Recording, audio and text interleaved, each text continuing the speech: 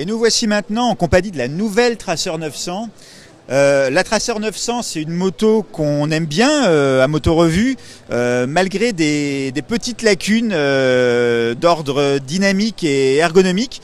Alors il paraît qu'avec cette nouvelle Tracer, Yamaha a voulu corriger ces petites lacunes. Il en est quoi exactement, Bertrand ?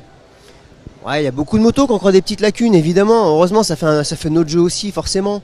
Mais oui, on peut généraliser en disant que la MT-09 Tracer pouvait parfois nous chagrer un petit peu sur son comportement un petit peu à l'extrême. Elle a un moteur pétillant, sportif, on a tendance à rouler un petit peu vite, à vouloir bien s'amuser avec, dynamique. Sauf qu'elle manque un peu de stabilité dans certaines conditions, notamment sur mauvaise route, avec un moteur qui est puissant, l'avant est un peu nerveux.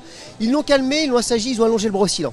Revu les settings d'amortisseur arrière, la moto est censée être plus stable, pas moins amusante, j'en suis sûr, mais surtout plus stable. Et question ergonomie, c'est intéressant, on va en parler, mais surtout on va parler de sa petite frangine qui vient de débarquer, celle-ci, qui est donc la Tracer GT, la Tracer 900 GT, qui devient encore plus routière. Je vais te laisser en parler un petit peu parce qu'elle a quelques spécificités au niveau de l'ergonomie intéressantes et techniques, je reviens après dessus.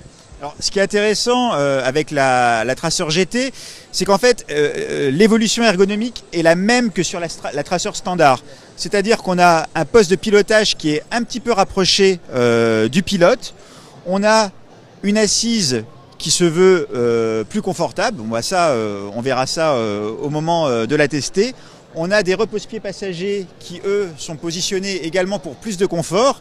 Et puis, on a quelques détails intéressants comme cette bulle plus large qui se manipule d'une seule main.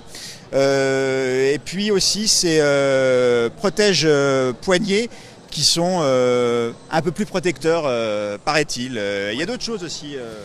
C'est vrai que ça a bien réduit la largeur du guidon d'avoir ces protège-mains qui sont un petit peu plus étroits, plus encombrants. Surtout, ça raccourcit la largeur de la moto.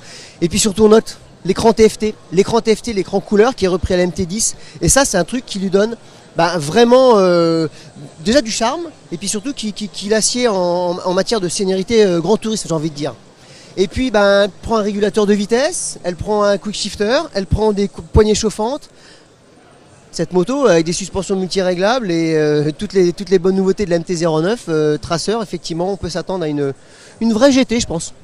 Et puis il y a une chose bien sûr que tout le monde peut remarquer en regardant la moto, c'est ces deux valises latérales sur la version GT qui sont, je crois, d'une contenance de 22 litres, hein, c'est ça, deux valises rigides avec un système d'accroche rapide qui donne toute l'identité GT à la machine.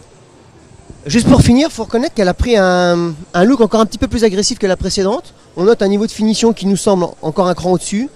Elle s'affirme. La Tracer 900 s'affirme et en version GT propose une vraie belle alternative routière. En tout cas, on l'imagine telle que décrite par le constructeur. Donc on a hâte d'aller faire un petit tour avec cette moto. Voire non, un grand tour.